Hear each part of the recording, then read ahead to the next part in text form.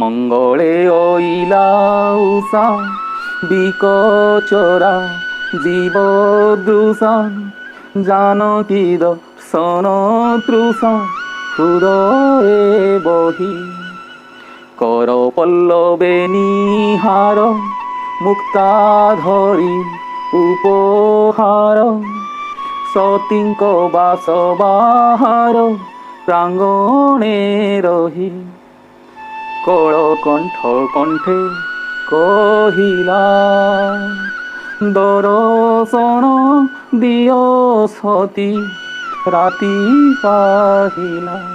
କିଛି ଲୋକ ସମୟକୁ ମନେ ରଖନ୍ତି, କିନ୍ତୁ କିଛି ଲୋକଙ୍କୁ ସମୟ ମନେ ରଖେ। ଯେଉଁମାନେ ସମୟକୁ ମନେ ରଖନ୍ତି ସେମାନେ ସାଧାରଣ ମଣିଷ, କିନ୍ତୁ ଯେଉଁମାନଙ୍କୁ ସମୟ ମନେ ରଖେ ସେମାନେ ଅସାଧାରଣ, ଯୁଗଜନ୍ମ ଓ ଆକାଶର ଉଜ୍ଜ୍ୱଳ ଜ୍ୟୋତିଷ ସଦୃଶ। ଓଡ଼ିଆ କାବ୍ୟ ସାହିତ୍ୟ ଜଗତରେ ସେହିଭଳି ଜଣେ ଅମ୍ଳାନ ତାରକା ହେଉଛନ୍ତି ସ୍ୱଭାବ କବି ଗଙ୍ଗାଧର ମେହେର। 1862 ମସିହା ଅଗଷ୍ଟ 9 ତାରିଖ ଶ୍ରାବଣ ପୂର୍ଣ୍ଣିମା। ସେହିଦିନ ବରଗଡ଼ ଜିଲ୍ଲାର ବରପାଲିଠାରେ ଚୈତନ୍ୟ ମେହେର ଓ ସେବତୀ ଦେବୀଙ୍କ କୁଳମଣ୍ଡନ କରିଥିବା ଗଙ୍ଗାଧର ଥିଲେ ଅସାଧାରଣ ସୃଷ୍ଟି ପ୍ରତିଭାର ଅଧିକାରୀ। ଦାରିଦ୍ର୍ୟର ପଞ୍ଝା ଭିତରେ କବଳିତ ଗଙ୍ଗାଧର ବହୁ କଷ୍ଟରେ କେବଳ ପଞ୍ଚମ ଶ୍ରେଣୀ ଯାଏଁ ହିଁ ପାଠ ପଢ଼ି ପାରିଥିଲେ, କିନ୍ତୁ ଏହି ସମୟ ମଧ୍ୟରେ ସେ ହାସଲ କରିପାରିଥିଲେ ପ୍ରାଚୀନ ଓଡ଼ିଆ ଓ ସଂସ୍କୃତି କାବ୍ୟମାନଙ୍କରେ ଅସାଧାରଣ ଜ୍ଞାନ।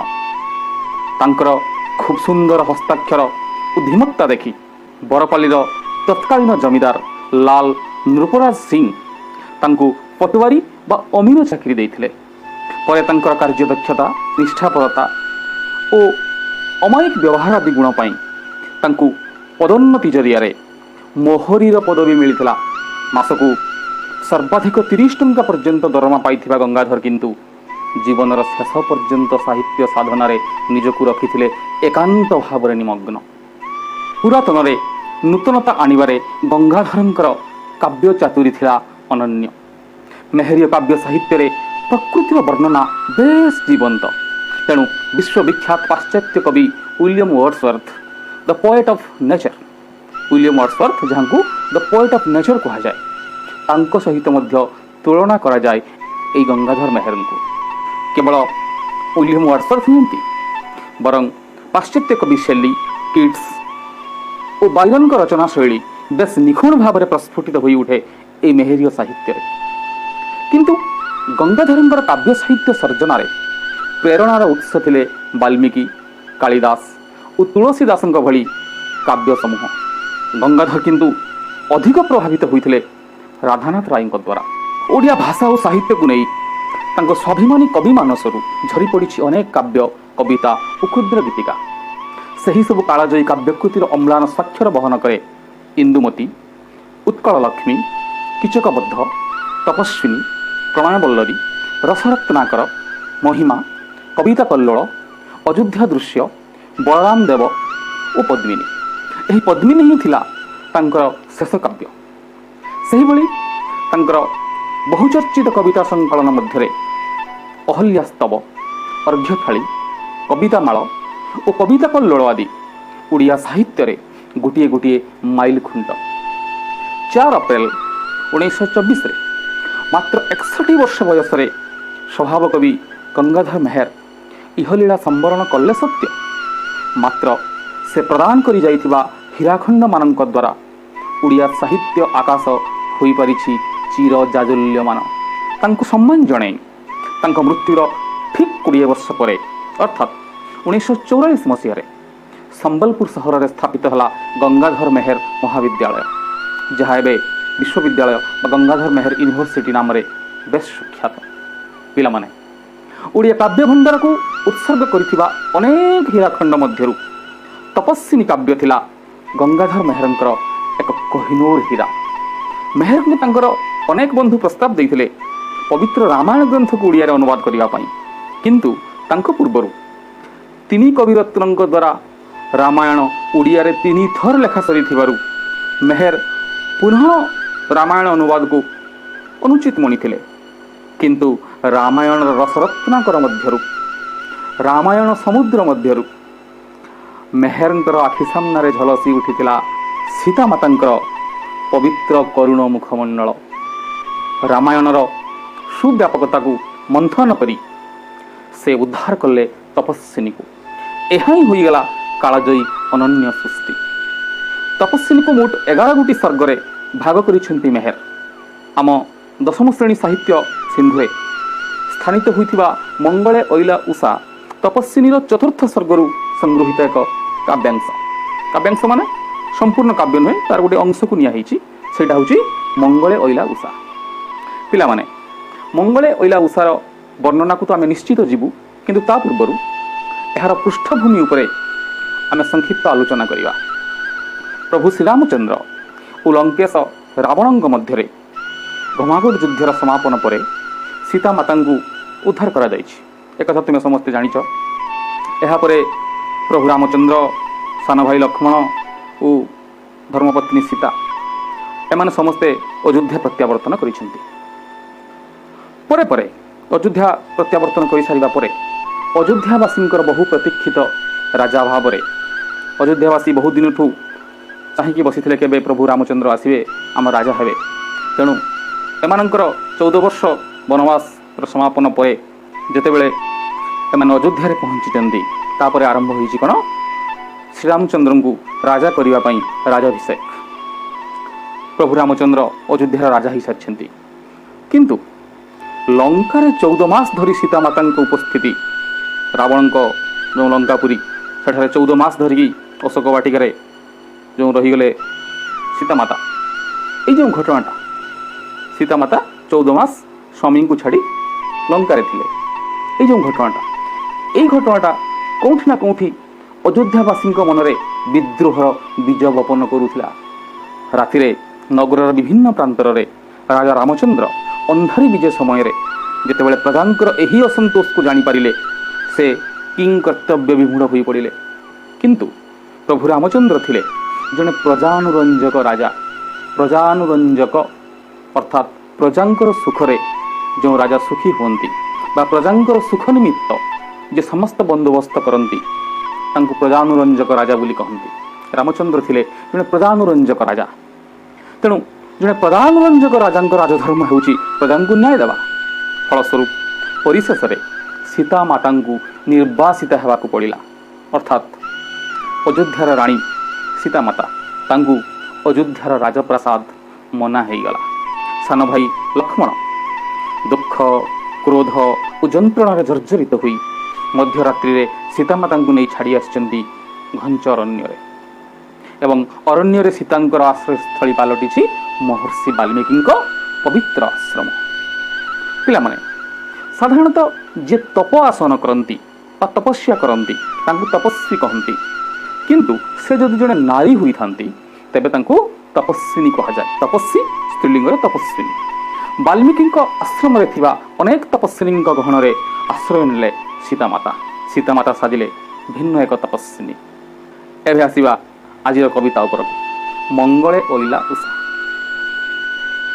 मंगले ओइला उषा बिकचरा जीवदृशा जानकी दर्शन तृषा हृदय बही कर पल्ल बेनिहार मुक्ता धरी उपहार सतींक बास बाहार प्रांगणे रही कल कंठ कंठे कहिला दर्शन दियो सती राति पाहिला। ये कविताटी तुमर चोखी रागरे सहत कवि गंगाधर मेहर रचना करिसेंती। चोखी राग तुम 10म श्रेणी व्याकरण बही जितेबाला छंद अलंकार पढ़ा से आम चोखी राग कथा पढ़ू तार नियम जानू। मंगले ओइला उषा। मंगले पिला माने तुम विषय नाम मध्य मंगले ओइला उषा। ये जो मंगले मंगले अर्थ होची मंगल मुहूर्त मंगल समय। मंगल मुहूर्त माने कौन? जो मुहूर्त सबकिछि मंगल घटी थाए शुभ घटी थाए से समय को मंगल समय कहती। साधारणतः सूर्योदयर 72 मिनिट पूर्व समय को मंगल समय बोली कहती। आमर प्रभु जगन्नाथ पाखरे मंगल आलती करा जाए से समय रे मंगल सेटा को मंगल मुहूर्त बोली कहती, मंगल समय बोली कहती, शुभ समय। सूर्योदयर 72 मिनिट पूर्व सूर्योदय पर्यंत समय को धीरे धीरे पूर्वाकाश फर्चा हो आसुथिबो, धीरे धीरे अंधार हटि जाउथिबो। से जो समय तुम घरे माँ माने ठीक सही समय उठी पूर्व दिगरे गोटे पात्र रे किछि पानी रखी फुलटे रखी दियंती, ताकू उषा पूजा मध्य कहती। से समयटा मंगल समय। कवि कहउचंती मंगले अइला उषा विकच राजीव दृशा। विकच माने प्रस्फुटित जहाँ फुटी जाई थाए, राजीव माने पद्म, एटा तुम जानिछ। राजीव माने पद्म, दृशा दृशा माने दृष्टि चाहणी जहाँ आम कहूँ। तेणु विकच राजीव दृशा जो मंगल मुहूर्त उषा देवी आसी। उषा देवी एठारे कवि गंगाधर मेहर जो सकाळर समय सूर्योदयर पूर्व समय उषा समय जहाँ आम कहू, से उषा समय को सी जड़े देवी भाव प्रतीयमान करिसेंती। अर्थात ये प्रकृति को मानवायित कराई। मानवर समस्त धर्म को मानव बा मनीष चले कथा कहे देखे यही सब गुण मध्य प्रकृति पाखरे चरित्र चित्रण कराई। प्रकृति को मानवायित कराई। उषा देवी को ये मानवायित कराई। अर्थात उषा समय को बा सकाळ समय को जड़े देवी भाव चरित्र चित्रण कराई, मानवायित कराई। तेणु मानव जमीती देखे सेमती उषा देवी मध्य एठी दर्शन करने आसी। सीता देवी को सीता माता को सीता माता वाल्मीकि आश्रम रे अछंती। घोर अरण्य मध्य आश्रम, से आश्रम को आसी उषा देवी। किमितिका दृष्टि तंकर उषा देवी दृष्टि को कवि एठारे किभଳି वर्णना करिसेंती ना विकच राजीव दृशा। अर्थात प्रस्फुटित पद्म भली तांकर नेत्र बा प्रस्फुटित पद्म भली दृष्टि रे आसी उषा देवी। जानकी दर्शन तृषा हृदय बही। हृदय भितर जो गोटे तृषा जागी उठी। तृषा माने आशा। कौन से आशा ना जानकी दर्शन, जानकी को दर्शन करिवार आशा हृदय रे बही, हृदय रे धारण करी। जानकी माने सीता, जनक राजा झील बोली जानकी कहा जाए। तेणु से जानकी को दर्शन करिवार आशा तांको हृदय भितर धारण करी बहन करी उषा देवी आसिचंती। कर पल्लवे निहार मुक्ता धरी उपहार सतींक बास बाहार प्रांगणे रही। पिला माने तुम जानिच कर, कर माने कौन? कर माने हाथ, कर माने हाथ, कर माने किरण, कर माने खजना, कर माने हाथीर सुंढ, कर माने जो काम कर क्रियापद कर। तेणु कर विभिन्न अर्थ अच्छी। ये करर अर्थ हूँ हाथ। जितेबले आम जन को साक्षात करने जाऊ, तुम्हें बाहाघर को जाइच, बहुर मुह देखापी हेले किसी उपहार तापाई आम नहीं जाऊ। सेमिति ये सीता माता को दर्शन करने आसचंती उषा देवी। तेणु से कर, कर माने हाथ। एठी उषा देवी हाथ कौन ना पल्लव। पिला माने सबु स्थान लक्ष्य कर। स्वभाव कवि गंगाधर मेहर ए प्रकृति को अति सुंदर अति चमत्कार भाव में सजई। सकाळ समय सूर्योदयर पूर्व समय, सूर्योदयर पूर्व समय चारिआडे काकर बिंदु पड़ी थाए। घासरे पत्र चारिआडे काकर बिंदु पड़ी थाए। तेणु कविंकर कल्पना, कविंकर नेत्र जो विभिन्न गछर सब कौल पत्र, से कौल पत्र जो निहार, निहार माने काकर शिशिर, उस जहाँ आम हिंदी में कहू ड्यू, इंग्लिश रे कहू आम ड्यू। से निहार बा काकर सब कौल पत्र रे पड़ी। से काकर गुड़ी को कवि कहते एगुड़िक हूँ मुक्ता। मुक्ता जमीती चिकमिक करे सेमिति जितेबाला से काकर उपर सूर्य किरण पड़े से गुड़िक मुक्ता भलिया देखा जाती। से मुक्ता गुड़ी को से काकर रूपक मुक्ता गुड़ी को तांकर पल्लव रूपक कर, पल्लव माने कौलिया पत्र, कौल पत्र रूपक हाथ रे धरी प्रकृति राणी तांकर कौल पत्र बा पल्लव रूपक कर रे निहार रूपक मुक्ता धरी कौन पाई आनिचंती ना उपहार सदृश। ଅପେକ୍ଷା କରିଛନ୍ତି, ଛିଡ଼ା ହୋଇଛନ୍ତି। ସୀତା ଦେବୀଙ୍କୁ ଅପେକ୍ଷା କରିଛନ୍ତି। କେଉଁଠି ଅପେକ୍ଷା କରିଛନ୍ତି ନା ସତୀଙ୍କ ବାସ ବାହାର ପ୍ରାଙ୍ଗଣେ ରହି। ସତୀ ମାନେ ସୀତା ଦେବୀ, ସତୀଙ୍କ ବାସ ବାହାର, ବାସ ମାନେ ଘର, ଯେଉଁ ଆଶ୍ରମରେ ସେ ରହୁଛନ୍ତି। ଯେତେବେଳେ ବାଲ୍ମୀକିଙ୍କ ପାଖରେ ପହଞ୍ଚିଛନ୍ତି ସୀତା ଦେବୀ, ସେତେବେଳେ ନିଶ୍ଚିତ ତାଙ୍କ ପାଇଁ ବି ଗୋଟେ କୁଡ଼ିଆର ବ୍ୟବସ୍ଥା ହେଇଛି। ଅନ୍ୟ ତପସ୍ୱିନୀ ମାନେ ରହୁଛନ୍ତି ସେଠାରେ, ତାଙ୍କରି ଗହଣରେ ସେ ମଧ୍ୟ ଗୋଟେ ଘରେ ରହୁଛନ୍ତି ବା ଗୋଟେ କୁଡ଼ିଆରେ ରହୁଛନ୍ତି ବା ଗୋଟେ ଆଶ୍ରମରେ ରହୁଛନ୍ତି। ସେଇ ଆଶ୍ରମ ବାହାର ପ୍ରାଙ୍ଗଣରେ, ପ୍ରାଙ୍ଗଣ ମାନେ ଘରର ସାମ୍ନା, ଯେଉଁ ଯାହାକୁ ଆମେ ଅଗଣା କହୁ, ଖଳା କହୁ, ପ୍ରାଙ୍ଗଣ କହୁ, ସେଇ ବାସ ବାହାର ପ୍ରାଙ୍ଗଣେ ରହି, ଅର୍ଥାତ୍ ସୀତା ଦେବୀଙ୍କର କୁଡ଼ିଆ ବାହାର ଅଗଣାରେ ଛିଡ଼ା ହୋଇ ଉଷା ଦେବୀ ଅପେକ୍ଷା କରିଛନ୍ତି। କିଭଳି ଅପେକ୍ଷା କରିଛନ୍ତି ନା ତାଙ୍କର ଚାହାଣୀ ହେଉଛି ବିକଚ ରାଜୀବ ଭଳି, ପ୍ରସ୍ଫୁଟିତ ପଦ୍ମ ଭଳି। ହାତରେ ସେ ଧରିଛନ୍ତି ତାଙ୍କର ଯେଉଁ ପଲ୍ଲବ ରୂପକ କର, କଅଁଳ ପତ୍ର ରୂପକ ହାତରେ ସେ ଧାରଣ କରିଛନ୍ତି କ'ଣ ନା ନିହାର ରୂପକ ମୁକ୍ତା। ଏହି ଉପହାର ଧାରଣ କରି ସତୀଙ୍କ ବାସ ବାହାରେ ସେ ଅପେକ୍ଷା କରିଛନ୍ତି। କଳ କଣ୍ଠ କଣ୍ଠେ କହିଲା ଦରଶନ ଦିଅ ସତୀ ରାତି ପାହିଲା। ପିଲାମାନେ, କଳକଣ୍ଠ, କଳକଣ୍ଠ ହେଉଛି କୋଇଲି ବା କୋକିଳ। କୋକିଳର କଣ୍ଠ ହେଉଛି ପଞ୍ଚମ ସ୍ୱର। ଆମେ ଜାଣିଛୁ 7ଟି ସ୍ୱର ଅଛି, ସା ରେ ଗା ମା ପା ଧା ନି। ସେଇ 7ଟି ସ୍ୱର ମଧ୍ୟରୁ ଅତି ସୁନ୍ଦର ସ୍ୱର ହେଉଛି ପଞ୍ଚମ ସ୍ୱର। ସେଇ ପଞ୍ଚମ ସ୍ୱର ହେଉଛି କୋକିଳ କଣ୍ଠ।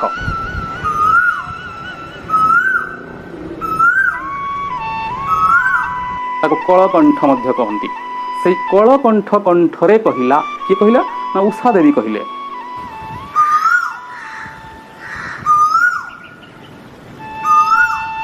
କୋଇଲିର କଣ୍ଠରେ କହିଲେ ଦରଶନ ଦିଅ ସତୀ ରାତି ପାହିଲା।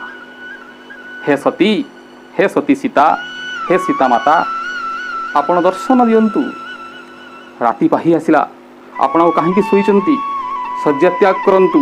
ମୁଁ ପରା ଆପଣଙ୍କର ଦର୍ଶନ ପାଇଁ ଆସିଛି, ମୁଁ ପରା ଆପଣଙ୍କର ଦର୍ଶନାଭିଳାଷୀ। ଆପଣ ମୋତେ ଶୀଘ୍ର ଦର୍ଶନ ଦିଅନ୍ତୁ, ଏ ଆଖି ତୃପ୍ତ ହେବ। ଆପଣଙ୍କର ପବିତ୍ର ରୂପ ଦର୍ଶନ କରି ମୋର ହୃଦୟରେ ଥିବା ଆଶା ପ୍ରଶମିତ ହେବ। ମୋତେ ଆଉ ଆପଣ ଅଧିକ ପ୍ରତୀକ୍ଷା ଜନିତ ଯନ୍ତ୍ରଣା ଦିଅନ୍ତୁ ନାହିଁ। ପ୍ରତୀକ୍ଷା ବାସ୍ତବିକ ବହୁତ ଯନ୍ତ୍ରଣାଦାୟକ। ପୁଣି ସୀତା ମାତାଙ୍କୁ ଦର୍ଶନ କରିବାର ପ୍ରତୀକ୍ଷା, ପ୍ରତି ମୁହୂର୍ତ୍ତ ଗୋଟିଏ ଯୁଗ। ଅତି ମଙ୍ଗଳ ମୁହୂର୍ତ୍ତରେ ଆସିଛନ୍ତି ଉଷା ଦେବୀ। ମଙ୍ଗଳ ମୁହୂର୍ତ୍ତ, ମଙ୍ଗଳେ ଅଇଲା ଉଷା, ମଙ୍ଗଳ ମୁହୂର୍ତ୍ତ। ସେଇ ମୁହୂର୍ତ୍ତକୁ ମଧ୍ୟ ମଙ୍ଗଳ ମୁହୂର୍ତ୍ତ କହନ୍ତି, କାରଣ କୌଣସି ଗ୍ରହର ପ୍ରଭାବ ସେହି ସମୟରେ ପଡ଼େ ନାହିଁ, ତେଣୁ ତାକୁ ମଙ୍ଗଳ ମୁହୂର୍ତ୍ତ ମଧ୍ୟ କୁହାଯାଏ। ତେଣୁ ସେହିଭଳି ମୁହୂର୍ତ୍ତରେ ଉଷା ଦେବୀ ଆସିଛନ୍ତି ସୀତାମାତାଙ୍କୁ ଦର୍ଶନ କରିବା ପାଇଁ। ତେଣୁ ତାଙ୍କ ଦର୍ଶନ ନିଶ୍ଚିତ ହେବ, ତାଙ୍କର ଆଶା ନିଶ୍ଚିତ ପ୍ରଶମିତ ହେବ, ତାଙ୍କର ଯେଉଁ ସ୍ୱପ୍ନ ଅଛି ସେ ନିଶ୍ଚିତ ସାକାର ହେବ। ଏଥିରେ ଉଷା ଦେବୀ ନିଶ୍ଚିତ ଅଛନ୍ତି ଯେ ମୁଁ ନିଶ୍ଚିତ ଆଜି ଦର୍ଶନ କରିବି। ତେଣୁ ସେ ଅସ୍ଥିର ହୋଇ ଉଠୁଛନ୍ତି ଏବଂ କୋକିଳର କଣ୍ଠରେ, କୋଇଲିର କଣ୍ଠରେ ସୀତା ଦେବୀଙ୍କୁ ଆହ୍ୱାନ କରୁଛନ୍ତି, ହେ ମାତା, ହେ ସତୀ, ଆପଣ ଶୀଘ୍ର ମୋତେ ଦର୍ଶନ ଦିଅନ୍ତୁ, ରାତି ପାହି ଆସିଲାଣି। ପିଲାମାନେ, ତୁମେ ଲକ୍ଷ୍ୟ କର, ଏହି ପଦରେ 2ଟି ସତୀ ଅଛି। ଗୋଟିଏ ତରେ ଦୀର୍ଘଇ, ଆଉ ଗୋଟିଏ ତରେ ହର୍ଷଇ। ପ୍ରଥମ ସତୀ ତରେ ଦୀର୍ଘଇ, ଦ୍ୱିତୀୟ ସତୀ ତରେ ହର୍ଷଇ। ଏଭଳି କାହିଁକି ହେଇଛି? ଆମେ ତ ଜାଣିଛୁ ସତୀ ତରେ ଦୀର୍ଘଇ ହେବା କଥା, କିନ୍ତୁ ଦ୍ୱିତୀୟଟିରେ ହର୍ଷଇ କାହିଁକି ହେଇଛି?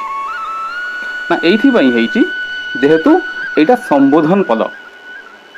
ହେ ସତୀ, ଦର୍ଶନ ଦିଅ ସତୀ, ହେ ସତୀ ତୁମେ ଦର୍ଶନ ଦିଅ। ତେଣୁ ସମ୍ବୋଧନାର୍ଥେ ଦୀର୍ଘଇ ହର୍ଷଇ ହୁଏ। ପ୍ରଥମ ସତୀରେ ସମ୍ବୋଧନ ହେଇନାହିଁ, କିନ୍ତୁ ଦ୍ୱିତୀୟ ସତୀରେ ସମ୍ବୋଧନ ହେଇଛି, ସତୀଙ୍କୁ ସମ୍ବୋଧନ ହେଇଛି, ହେ ସତୀ, ହେ ଜନନୀ। ଜନନୀ ହର୍ଷଇ ହେଇଯିବ। ଯେଉଁଠି ବି ଦୀର୍ଘଇ ଅଛି ସେଠି ସମ୍ବୋଧନ ସମୟରେ ତାହା ହର୍ଷଇ ହେଇଯାଏ। ପିଲାମାନେ, ଇଏ ଥିଲା ପ୍ରଥମ ପଦ, ମଙ୍ଗଳେ ଅଇଲା ଉଷାର ପ୍ରଥମ ପଦ। ଆଗାମୀ ଅଧ୍ୟାୟମାନଙ୍କରେ ଆମେ ଅଧିକ ପଦଗୁଡ଼ିକୁ ଆଲୋଚନା କରିବୁ। ବେଶ ସୁନ୍ଦର, ବେଶ ସାବଲୀଳ ଢଙ୍ଗରେ କବି ବର୍ଣ୍ଣନା କରିଛନ୍ତି ଏହି ମଙ୍ଗଳେ ଅଇଲା ଉଷା କାବ୍ୟାଂଶକୁ। ଆଜି ପାଇଁ ଏତିକି। ଧନ୍ୟବାଦ।